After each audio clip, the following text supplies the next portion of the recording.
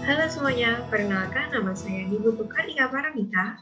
Saya merupakan mahasiswi dari Universitas Surabaya, Fakultas Bisnis dan Ekonomika, dengan NRP 130320074. Pada kesempatan kali ini, saya akan menjelaskan mengenai gerakan siap vaksin COVID-19. Namun sebelum saya bahas lebih jauh mengenai gerakan ini, mari kita bahas terlebih dahulu mengenai latar belakang terjadinya wabah COVID-19.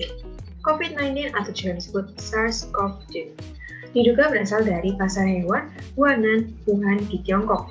Pasar hewan ini memang memperjualbelikan daging-daging hewan yang tidak lazim dikonsumsi seperti daging ular, daging kelelawar, dan juga daging tikus.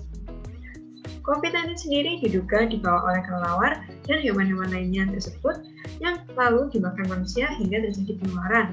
Penularan tersebut terjadi ketika ditemukannya penyakit pneumonia atau radang paru-paru misterius di akhir Desember tahun 2019.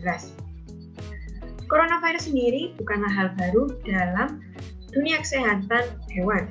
Namun ada beberapa jenis yang mampu menginfeksi manusia hingga terjadi penyakit radang paru-paru.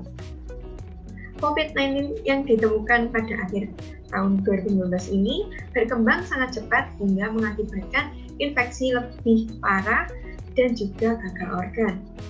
Tidak hanya tersebar di wilayah Tiongkok saja, namun COVID-19 sendiri tersebar di berbagai negara di seluruh dunia, tak terkecuali di Indonesia. Lalu apa saja gejala COVID-19? Gejala COVID-19 terbagi menjadi dua, yaitu gejala ringan dan gejala berat. Gejala ringan yakni antara lain 1. Batuk, 2. Letih, 3. Sesak napas dan ngilu di seluruh tubuh, 4. Atau yang terakhir, secara umum merasa tidak enak badan. Lalu gejala beratnya yakni antara lain 1. Kesulitan bernapas, 2. Infeksi pneumonia, 3. Sakit di bagian perut, dan 4. Nafsu makan menjadi turun. Lalu apa saja sih upaya pemerintah Indonesia khususnya untuk memerangi adanya wabah COVID-19 ini? Yakni antara lain melakukan PSBB atau pembatasan sosial berskala besar, PPKM, pembatasan kegiatan masyarakat, lalu ada digaungkannya protokol kesehatan dengan program 5M, dan juga vaksin COVID-19. Vaksin COVID-19 sendiri juga dilakukan di berbagai negara seperti di Inggris dan Amerika Serikat. Lalu sebenarnya apa sih vaksin COVID-19 ini? Vaksin COVID-19 ini adalah ketika dimasukkannya suatu antigen ke dalam tubuh manusia, yaitu tubuh kita sendiri, untuk menghasilkan reaksi kekebalan tubuh terhadap virus SARS-CoV-2. Lalu, kapan sih diterapkannya vaksinasi di Indonesia? Sejak awal tahun 2021, Indonesia telah melakukan adanya program vaksinasi dan diperkirakan selesai hingga tahun 2022 pada bulan Maret.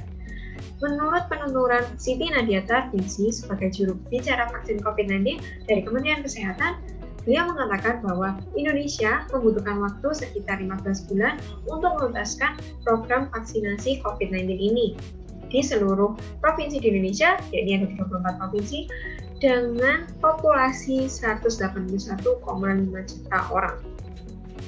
Lalu, apa saja tujuan dari vaksinasi ini? Yang pertama, tentu saja menurunkan angka kasus positif dan kematian akibat virus COVID-19. Kedua, mendorong terbentuknya herd immunity atau kekebalan tubuh. Dan yang penting juga yakni meminimalkan dampak ekonomi dan sosial. Nah, apa saja cara-cara vaksin COVID-19 di Indonesia? Antara lain, tidak memiliki penyakit yang terdapat pada format screening atau penapisan. Kedua, tidak sedang hamil atau menyusui. Ketiga, tidak ada anggota keluarga serumah yang kontak erat, suspek, konfirmasi, ataupun sedang dalam perawatan oleh karena penyakit COVID-19. Keempat, apabila berdasarkan pengukuran tekanan darah didapatkan hasil di atas atau sama dengan 140/90, maka vaksinasi tidak akan diberikan. Kelima, untuk penderita HIV, bila angka CD4 di bawah 200 atau tidak diketahui, maka vaksinasi tidak akan diberikan. Yang keenam, jika memiliki penyakit paru-paru seperti asma, pmk, serta TBC, maka vaksinasi akan ditunda sampai kondisi pasien tersebut terkontrol dengan baik. Lalu jenis-jenis vaksin COVID-19 yang disahkan oleh pemerintah Indonesia antara lain Sinovac, AstraZeneca, Bio Farma.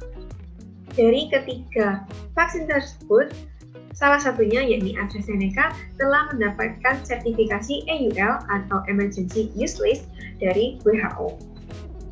Lalu selain ketiga vaksin tersebut, ada juga vaksin Pfizer, Moderna, Novavax, dan Sinovac. Jadi, ada 7 jenis vaksin yang digunakan untuk program vaksin oleh pemerintah Indonesia. Lalu, hal apa saja sih yang harus diperhatikan sebelum melakukan vaksin COVID-19?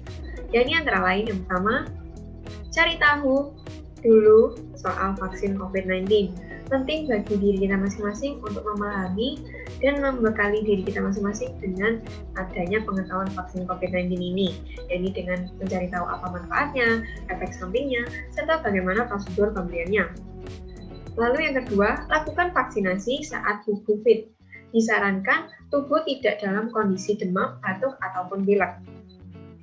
Ketiga, istirahatlah setelah vaksinasi. Beberapa dokter di Indonesia mengatakan dan menyarankan untuk beristirahat terlebih dahulu selama 1 hari setelah vaksin sembari menunggu ada atau tidaknya reaksi-reaksi yang timbul. Meski begitu, secara umum efek samping vaksin COVID-19 sendiri tidaklah berbahaya. Maka dengan adanya gerakan siap vaksin COVID-19 ini, kita dapat mendukung upaya pemerintah mencegah penyebaran virus corona agar tidak semakin meluas, dan juga kita sebagai masyarakat Indonesia tentu harus berpartisipasi dengan menjaga dan melakukan adanya protokol kesehatan 5M. Jadi, apakah kalian sudah divaksin atau belum? Jika sudah maupun belum, jangan lupa terapkan protokol kesehatan dengan gerakan 5M. Antara lain, memakai masker, mencuci tangan, menjaga jarak, menjauhi kerumunan, dan juga mengurangi mobilitas. Jadi dengan adanya gerakan 5M ini menandakan bahwa penjelasan saya mengenai gerakan siap vaksin COVID-19 telah selesai. Dengan demikian, saya mengucapkan terima kasih. Salam sehat dan sampai jumpa.